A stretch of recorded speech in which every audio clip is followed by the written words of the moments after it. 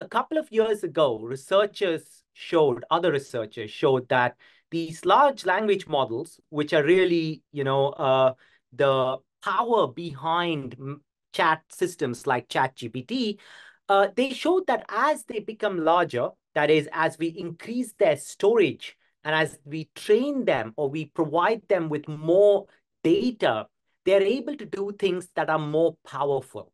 So that's what people found.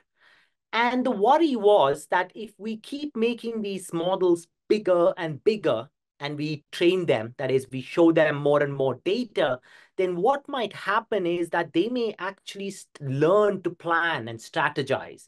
And these things, people thought, might be harmful to us because they may come up with plans and strategies that are not good for us. And so that is the kind of background around which we started to kind of do our work. And what we found was that there is an inherent ability in these models to solve problems based on examples. What that means is that our prompts have to be explicit, they have to be very clear, they have to be simplistic, and the model is never going to go away and do something completely different, because if we don't tell it to do something, then it's not going to be able to do that.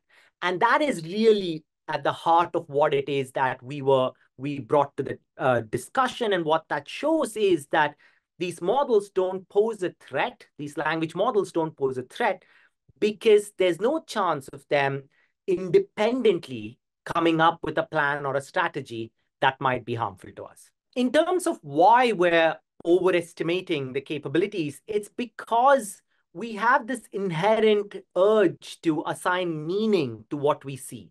So when we see text, we interpret it to mean something, and that is our way of looking at things.